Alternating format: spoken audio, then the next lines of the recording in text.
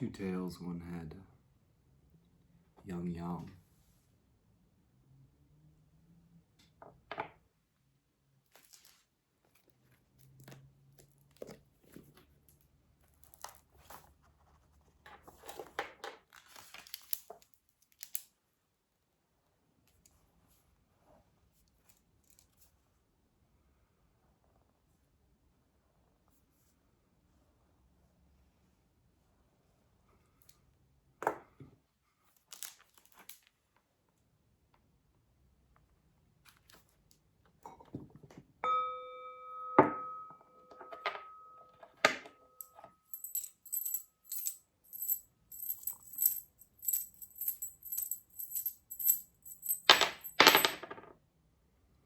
Two tails, one head, yang yang.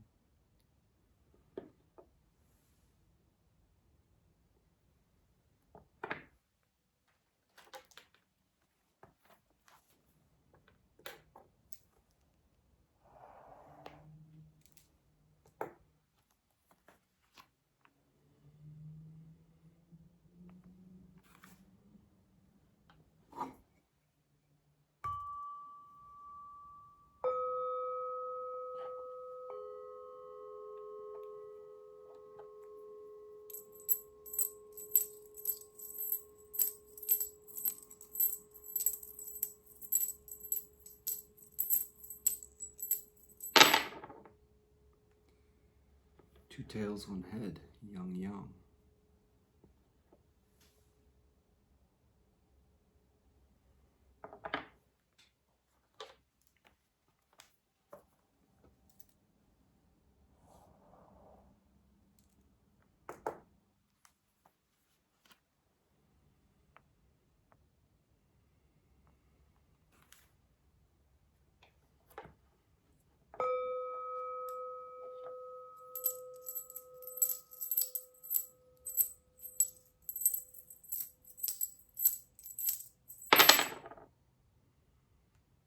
Two heads, one tail, yang yin.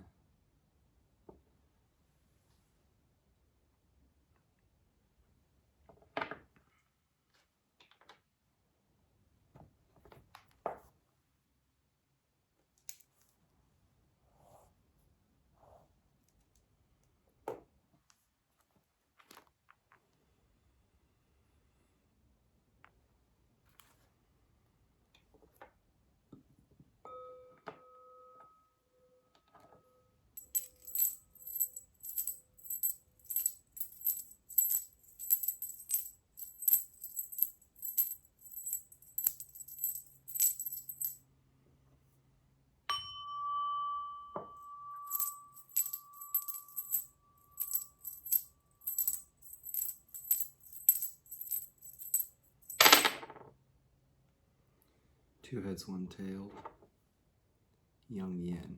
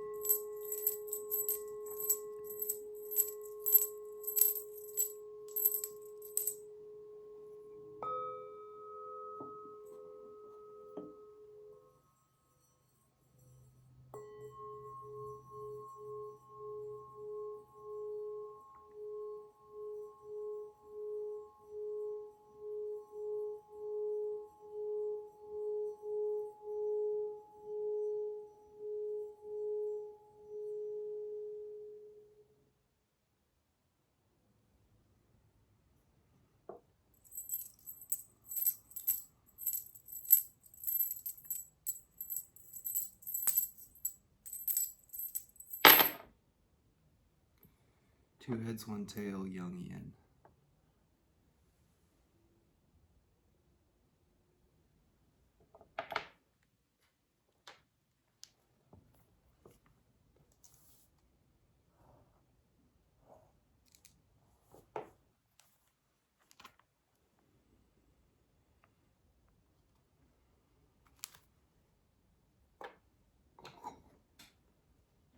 start by reading a passage from The Secret of the Golden Flower, the classic Chinese book of life, a lay manual of Buddhist and Taoist methods for clarifying the mind. This text describes a number of helpful meditation techniques, but its central method goes deeper than meditation, getting to the root source of awareness itself. This practical guide was hailed by C.G. Jung as a link between the insights of the East and his own psychological theory.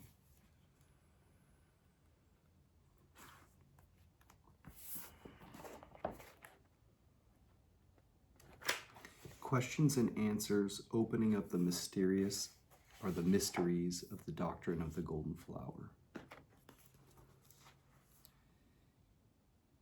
You suppose that attainment is possible in quietude but lost in activity.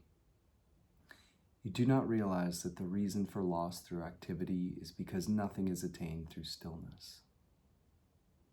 When you attain nothing in quietude or lose anything through activity, in either case you have not reached the way. When you keep presence of mind, only then do you have autonomy.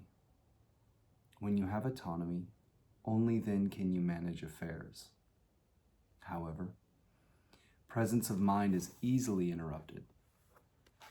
Practice it for a long time, though, and it will naturally become unbroken. Once it is unbroken, it is continuous. With continuity, the light shines bright.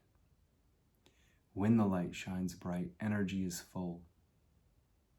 When energy is full, then oblivion and distraction disappear without effort. Observing mind means observing the purity of mind. The mind is basically non-dual, just one vital reality. Throughout the past and future, there is no other. Without leaving the objects of sense, you climb transcendent to this stage of enlightenment. But observation of mind can be deep or shallow. There is forced observation and there is spontaneous observation. There is observation outside of sense objects. There is observation within sense objects. There is observation that is neither internal nor external. There is panoramic observation. With what observation do you observe mind? When observation is deep and illusion is cleared, then this is true emptiness. Turning the light around is done not by the eyes, but by the mind. The mind is the eyes. After long persistence, the spirit congeals. Only then do you see the mind eyes become clear. When you observe mind and become aware of openness, thereby you produce its vitality. When its vitality stabilizes, it becomes manifest, and then you see the opening of the mysterious pass. Gazing at the lower abdomen is external work. As for the inner work, when the mind eye comes into being, that alone is the true elixir field.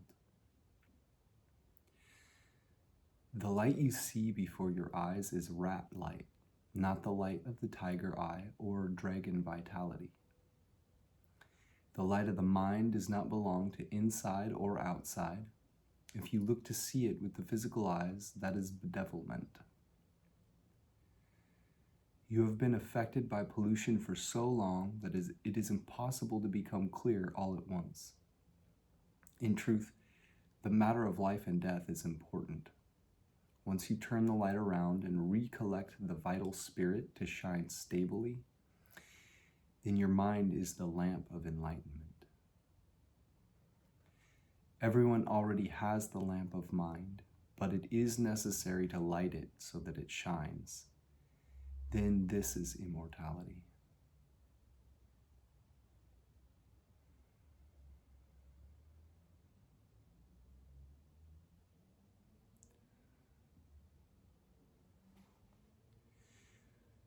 Don't let yourself forget the mind and allow the spirit to be obscured. If If you have no autonomy, your vital spirit diffuses.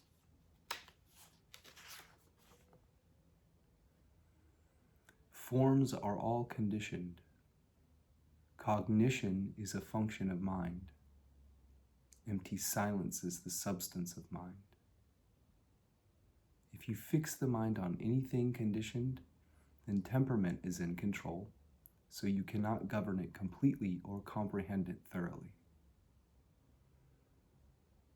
The minor technique of circulating energy can enhance the body so as to extend the lifespan, but if you therefore suppose that the Great Way requires work on the physical body, this is a tangential teaching. External work has no connection to the Great Way. The true practice of the Great Way first requires that vitality be transformed into energy. As alchemical literature has clearly explained, this vitality is not sexual. Refining energy into spirit means keeping the clear and removing the polluted. Few are those who are calm and serious. Rare are those who are sincere and unified. Radiant light is the function of mind. Empty silence is the substance of mind. If there is empty silence without radiant light, the silence is not true silence. The emptiness is not true emptiness. It is just a ghost cave. The breathing that passes through the nose is external breathing, which is a phenomenon of the physical body. Only when mind and breathing rest on each other is this the true breath. The venerable Prajanatara, considered the 27th Indian ancestor of Chan Buddhism, said, "Breathing out, I do not follow myriad objects. Breathing in, I do not dwell on the elements of body and mind." Is this the nose? When it comes to watching the breathing or listening to the breathing, these are still connected with the physical body. These are used to concentrate the mind and are not the real lifeline. The real lifeline is to be sought from within the real. Looking and listening are one thing. The three realms are none other than your mind. Your mind is not the three realms, yet it contains the three realms. Whenever there is dependence, that is temporal. Where there is no dependence, that is primal. Where is the primal to be sought? It must be sought by way of the temporal. Temporal feelings and consciousness are marvelous functions of the primal. It must be sought through the work of practical balance in harmonious accord, which means calmness and openness. Of course, as long as clarification has not taken place, all is polluted. Clear up pollution and eventually there will be spontaneous clarity, even without attempting to achieve clarity. Only then will the gold pill come out of the furnace. When there is no self in the mind, it is even and clear. When the spirit is pure and the energy clear, this is Buddhahood and immortality. It is only because the iron pillars of thoughts are deeply rooted, and it is hard to escape their limitations, that it is necessary to observe one's own mind. When you see the mind, only then will you find the roots are insubstantial and thus have a sense of freedom from phenomena while having the ability to enter their range. The primal and temporal are originally not two. What makes the distinction is only temporal. When you discriminate, then action and stillness are not united, and primal energy becomes conditioned. When they are united, temporal energy is also primal, and there is no distinction between primal and temporal.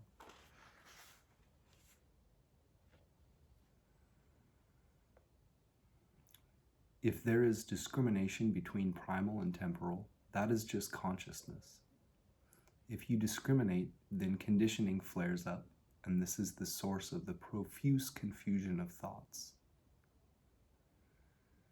What cannot be spoken and cannot be named is the generative energy, which is the substance of the way. When the substance is established, the function operates. When people are deluded by emotions and do not know there is essence, they are ordinary ignoramuses. If they know there is essence but do not know there are emotions, this is senseless vacuity. Therefore, our teaching is actively living and does not settle into one corner, but instead applies to heaven and earth, combines eternity with the present, equalizes others and self, and has neither enemy nor familiar.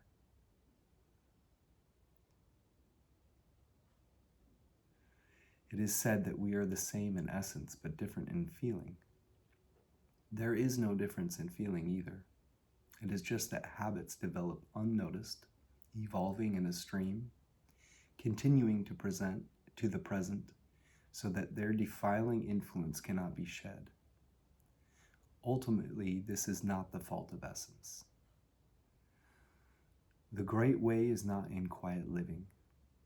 If you stay quietly in a room, that has the counter effect of increasing the flames of fire in the heart. It is necessary to be working on the way, whatever you are doing, in order to be able to sit on the summit of 1,000 mountains without leaving the crossroads. Consciousness is knowledge. In ordinary people, it is called consciousness. In immortals and Buddhas, it is called knowledge. The only distinction is between purity and impurity.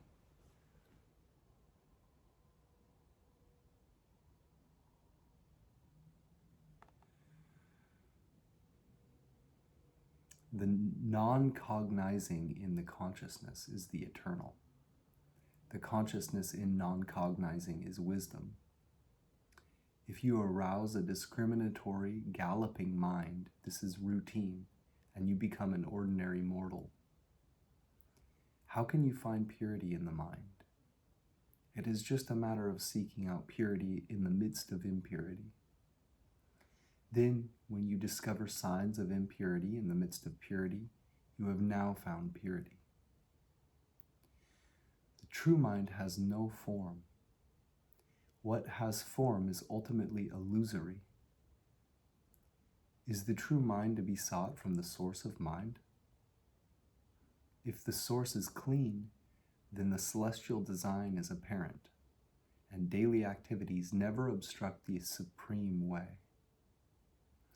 If the source is not clean, then even if you have some vision, it is like a lamp in the wind, flickering erratically. What we call the true mind is the enlightened, clear mind. Therefore, it can pervade the heavens and permeate the earth without the slightest artificiality. When mind is empty, yet not vacant, this is called true emptiness. When mind is there but not reified, this is called subtle existence. Don't tarry on one side, and you then enter the middle way. Then you have a basis for gaining access to virtue. The way is present before our eyes, yet what is before our eyes is hard to understand. People like the unusual and enjoy the new. They miss what is right in front of their eyes and do not know where the way is. The way is the immediate presence. If you are unaware of the immediate presence, then your mind races, your intellect runs, and you go on thinking compulsively. All of this is due to shallowness of spiritual power, and shallowness of spiritual power is due to racing in the mind.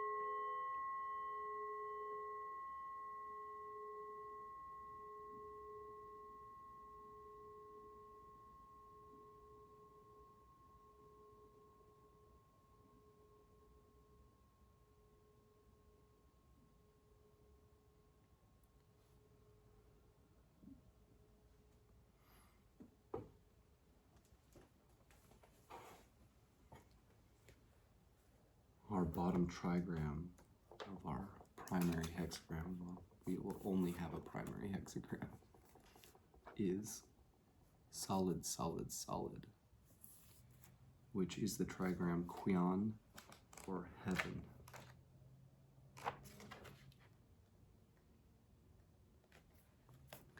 Qian is superhuman cosmic law.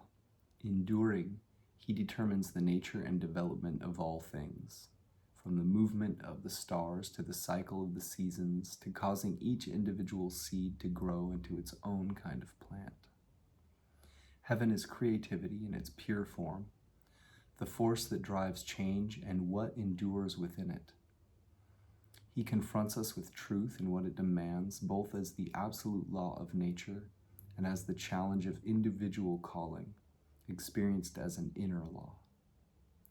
He is both the awareness of what to do and how to be, and also the power to act on it. Heaven is Father, found in the northwest, the realm between autumn and winter, when the buds set and the seeds fall to earth.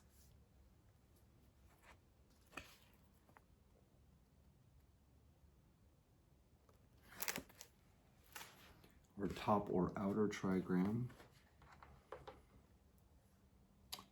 is broken, broken, broken.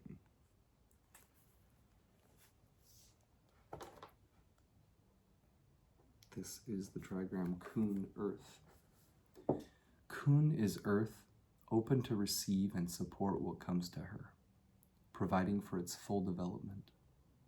She makes inspiration manifest, gives it form, and sustains its growth. Earth is available to be used, ready to lend her strength to the work without limit.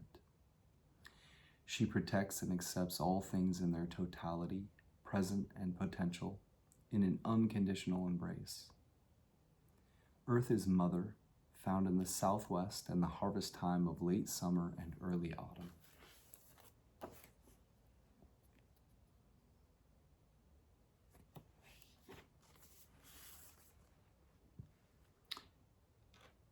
Earth above heaven,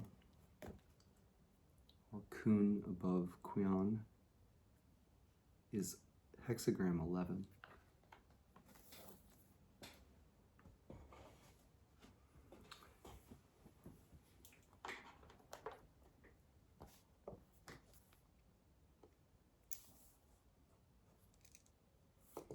We'll start by reading from the Taoist I-ming by I-ming, written in 1796. He was a Taoist adept, and Thomas Cleary has translated it. Hexagram 11, our primary hexagram, is called Tranquility, harmony of strength and flexibility.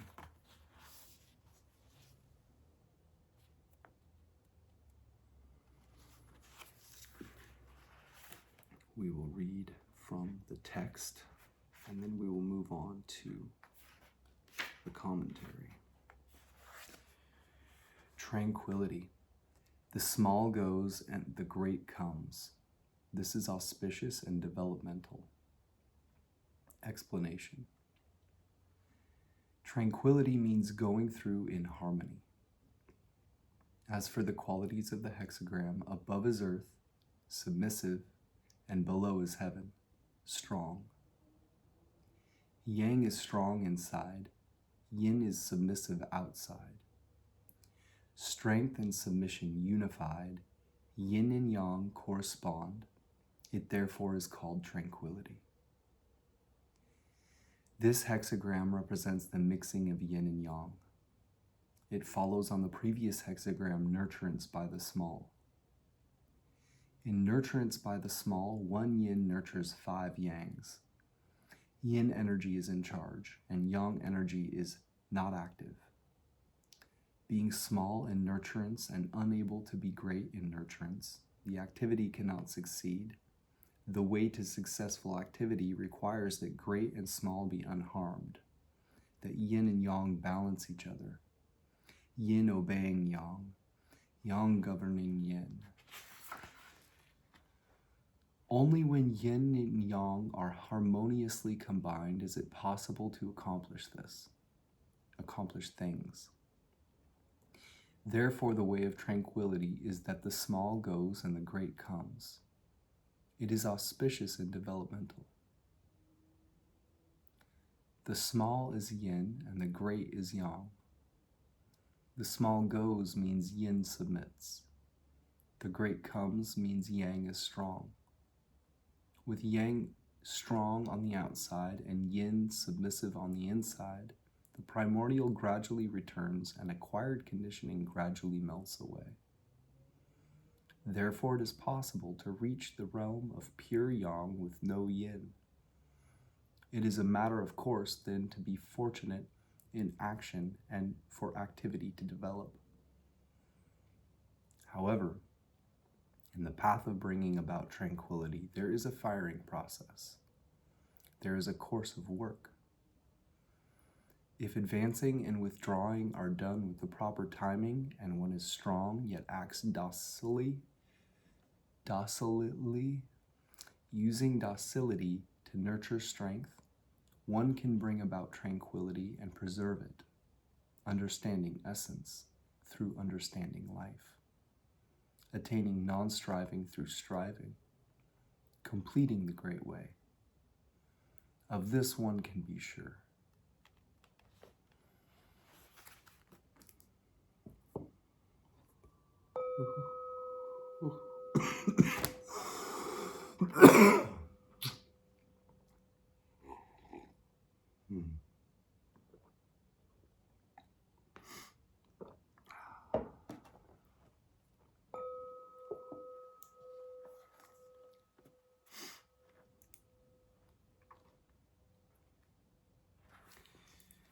Now for the commentary. Tranquility. Hexagram 11. Earth above, heaven below. When heaven and earth commune, there is tranquility. Thus does the ruler administer the way of heaven and earth. Pardon me. Thus does the ruler administer the way of heaven and earth and assist the proper balance of heaven and earth, thereby helping the people.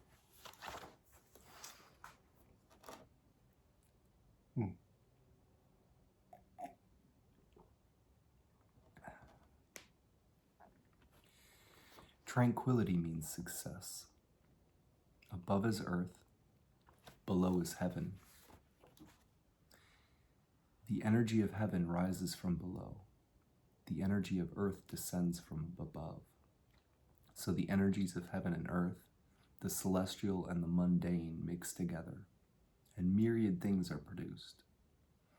This is the image of tranquility. What the ruler sees in this is that when heaven and earth, yin and yang, mix together, myriad things are born. And when the celestial and earthly elements and humans commune, everything is at peace. Pardon. And assist the proper balance of heaven and earth. People are born with the energies of yin and yang and the 5 elements. So they have these energies of yin and yang and the 5 elements in their bodies. When these energies are active in the body,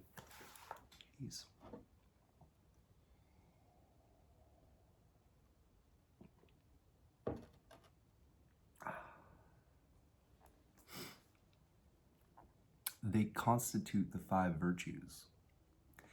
The 5 virtues, in essence, have a natural course which does not require forced effort. This is called the path of following nature. The ruler who understands the principle of the mutual generation of the 5 elements and causes humanity, justice, courtesy, knowledge, and truthfulness to flow as one energy is administering the natural way of heaven and earth, giving life to humans. The functions of the 5 virtues have their appropriate balance. It will not do to cling to any of them at the expense of the others. This is what is called the teaching of practicing the Tao. The ruler who understands The principle of the mutual overcoming of the 5 elements causes benevolence, justice, courtesy, knowledge, and truthfulness each to attain its appropriate proportion, assisting the proper balance of heaven and earth as it endows humans. Administering the way, assisting in its balance, is the means whereby to accomplish the will of the world and to achieve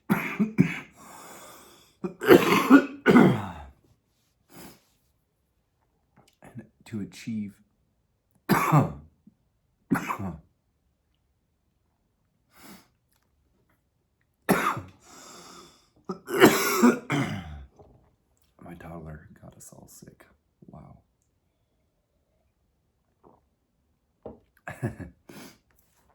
All right.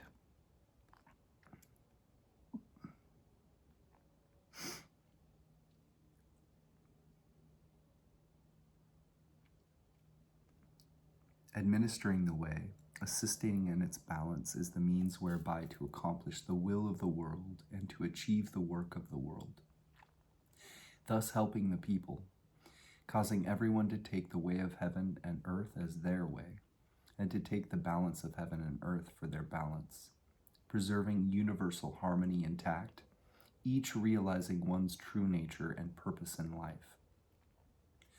Who does not have the way of heaven and earth? Who does not have the balance of heaven and earth? The only problem is inability to administer and assist the way of its balance. If one can administer and assist the way and balance of heaven and earth, then it is possible to preserve the primordial complete and to dissolve acquired conditioning. When the primordial is complete and conditioning is dissolved, being is natural and action is appropriate. The 5 elements are one energy. The 5 virtues merge. Nature and life are stabilized. What is more, one shares in the functions of heaven and earth. One shares the eternity of heaven and earth. What can compare to that tranquility?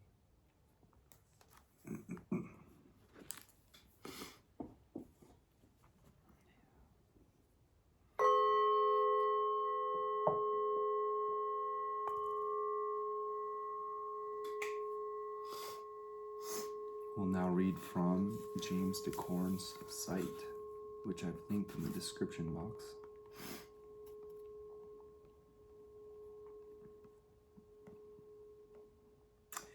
He synthesizes several commentaries and gives his own editor's notes, which are often very helpful and profound. He calls Hexagram 11 Harmony. Other titles might be Peace, the symbol of successfulness, prospering, pervading, greatness, tranquility, prosperity, conjunction, major synthesis, Hieros Gamos, holy marriage.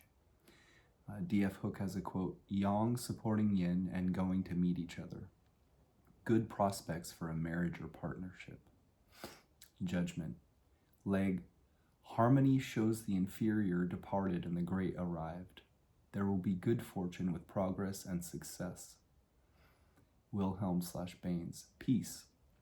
The small departs, the great approaches. Good fortune. Success. Blofeld. Peace. The mean decline, the great and good approach. Good fortune and success. In the following hexagram, divorcement, where the trigrams symbolize heaven and earth in what would appear to be their normal positions, that arrangement is held to be disastrous. Whereas here, where they seem to be upside down, everything is propitious. This may be because heaven above earth is held to imply that the two are existing separately, without the intercourse, which is the root of all growth. Whereas here, their intercourse is so absolute that heaven is actually supporting earth. Ritzema/Karcher, pervading. The small going, the great coming, significance growing. This hexagram describes your situation in terms of prospering and expanding. It emphasizes that continually spreading this prosperity through communicating is the adequate way to handle it.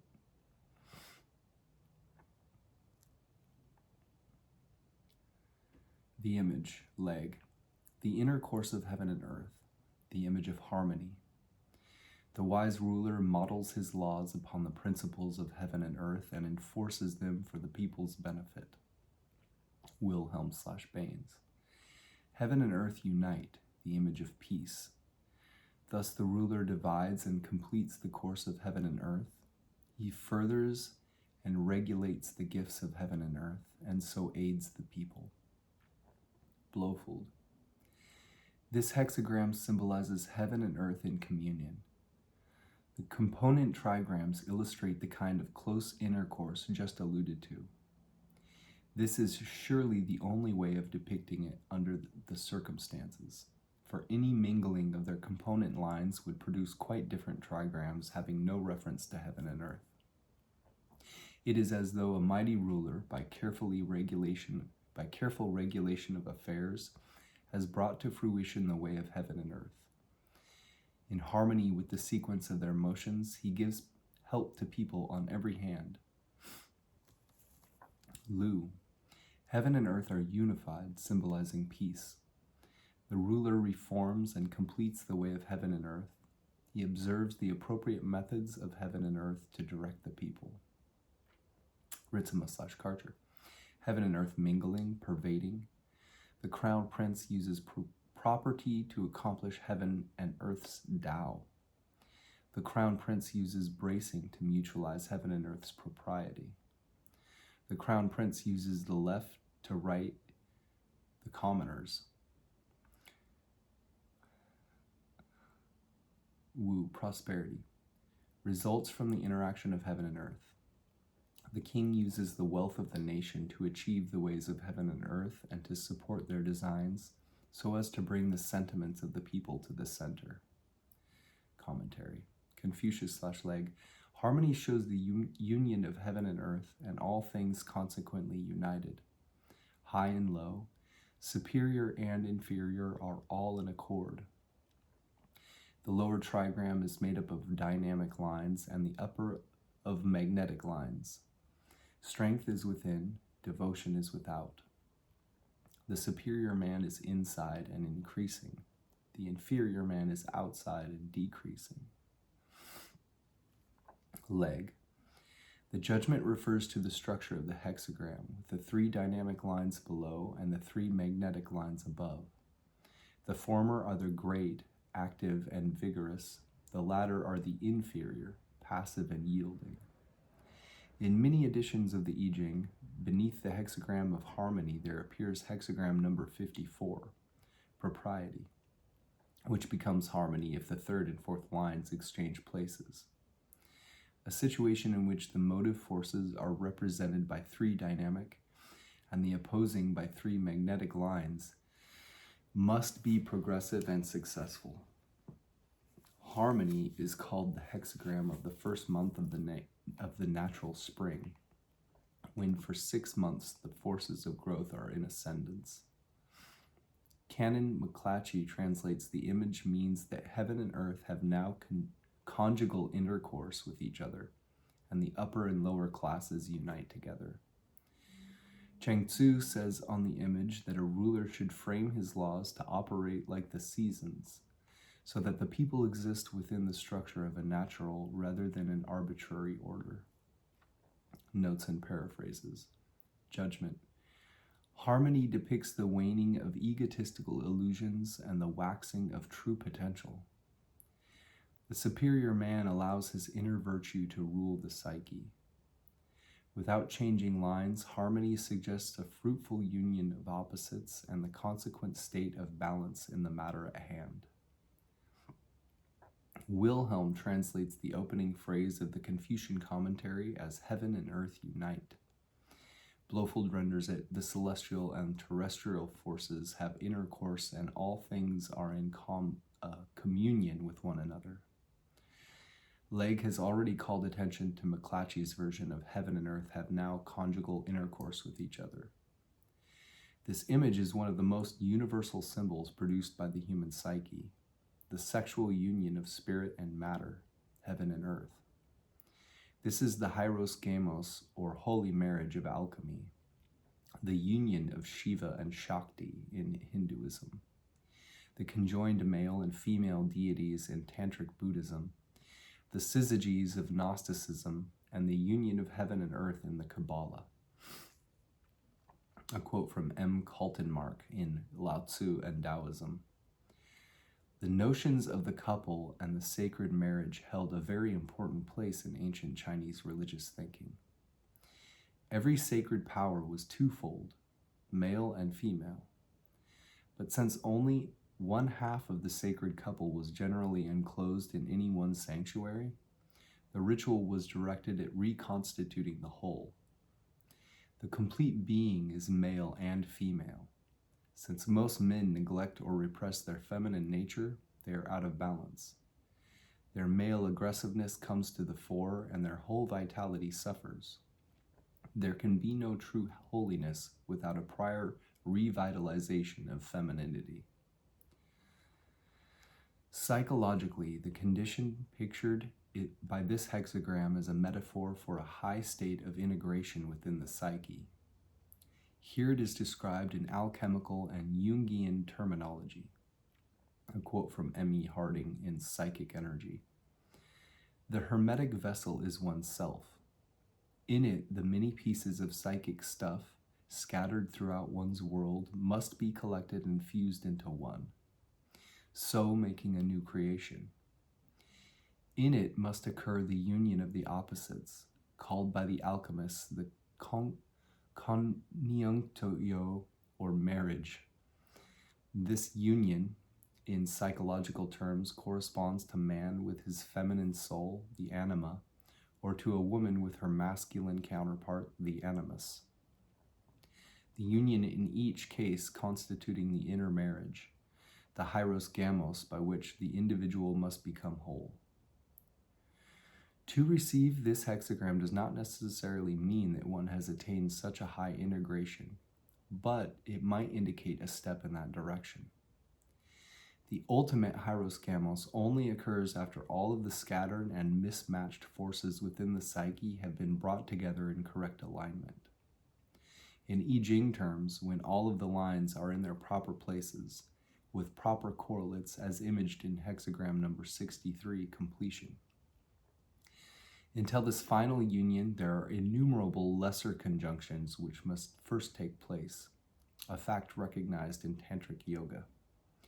A quote from Mircea Eliade in Myths, Rites, and Symbols, or Myths, Rites, Symbols. The final goal of the Tantricist is to reunite the two contrary principles, Shiva and Shakti, in his own body. When Shakti, who sleeps in the shape of a serpent at the base of his body, is awoken by certain yogic techniques, she moves through a medial channel by way of the chakras up to the top of the skull, where Shiva dwells, and unites with him. The union of the divine pair within his own body transforms the yogin into a kind of androgyne. But it must be stressed that androgenization is only one aspect of a total process, that of the reunion of the opposites. Actually, Tantric literature speaks of a great number of opposing pairs that have to be reunited. The establishment of the kingdom of heaven on earth is yet another metaphor for this process of psychic unification. Here's the Kabbalistic version. A quote from the Zohar. It is by the establishment of the celestial on the terrestrial, or of heaven upon earth, that the house of the king, humanity, will become united, and the king will rejoice thereat. For then the two kingdoms will become one, and then the new and living way will become open to those who make themselves susceptible and receptive of the higher and diviner life. When these two worlds become united and blended together, they are symbolized by the union of the male and female, the one being the complement of the other. Suggestions for meditation. Legge points out that many editions of the I-ming associate hexagram number 54, propriety, with this figure. What do the changing third and fourth lines of propriety imply about the role of the ego in the work? The traditional name for propriety is the marrying maiden. How does that relate to the concept of the holy marriage in harmony? Compare the judgments and images of the two hexagrams and the role of the superior man in each. Note also the lesson implied when lines 2 and 5 in harmony unite to make hexagram number 63 completion.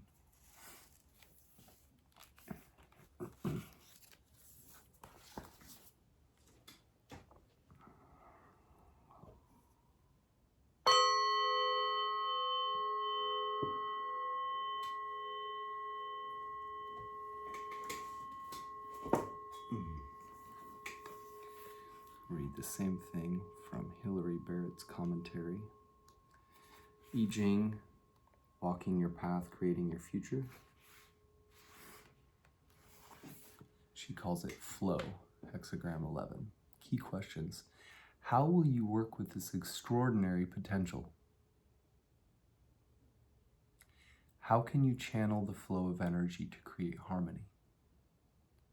Oracle. Flow. Small goes, great comes. Good fortune, creating success. Flow is a sign of the free and full expression of tremendous creative energy. It is the name of China's most sacred mountain, Tai, which is imbued with spiritual power.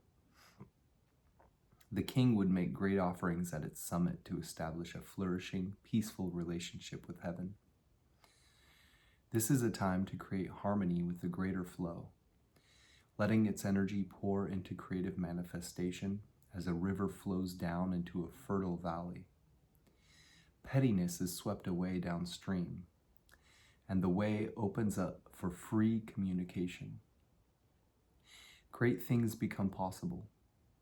The true scale of things is revealed, dwarfing your smaller concerns. You sense the powers that surge through your life and know how far beyond your control they are. Yet you can enter into true relationship with them and participate in flow. Image. Heaven and earth communicate. Flow. The prince enriches and completes the way of heaven and earth, upholds and assists the order of heaven and earth, to support and protect the people. Creative force flows through the earth. Potential joins with the space for growth. Everything is possible. The prince blessed with flow wholly invests himself in bringing it to fruition in the human realm. He weaves the powers of inspiration and realization together into a synergistic context for creative work. To bring out its full potential, he will work actively to bring all people, energies, and areas of life into harmony inside its embrace. Sequence. Flow follows from hexagram 10, treading. Treading and also flow, and then there is peace. And so flow follows. Flow means flowing together. Treading behind the tiger, you learn to respond, dance, and move skillfully with greater powers. With flow, you come into close relationship with them. To be tranquil with such potent energy rather than engulfed by it, you will need to know how to tread. Pair. Flow is paired and contrasted with hexagram 12, blocked. Blocked and flow are of opposite kind. In flow, heaven and earth connect. In blocked, they separate. Flow communicates, blocked closes the channel. Flow makes everything possible. Blocked means nothing worthwhile can be achieved.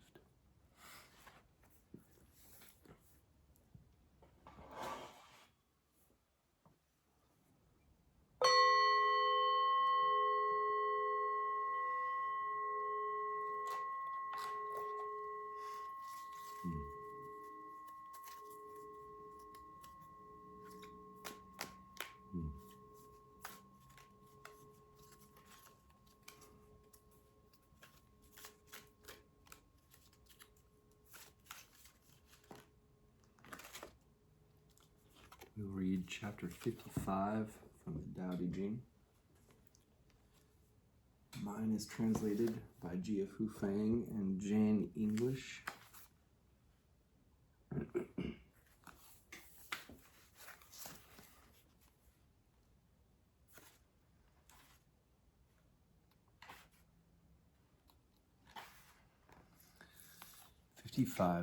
He who is filled with virtue is like a newborn child. Wasps and serpents will not sting him. Wild beasts will not pounce upon him. He will not be attacked by birds of prey. His bones are soft, his muscles weak, but his grip is firm. He has not experienced the union of man and woman, but is whole. His manhood is strong.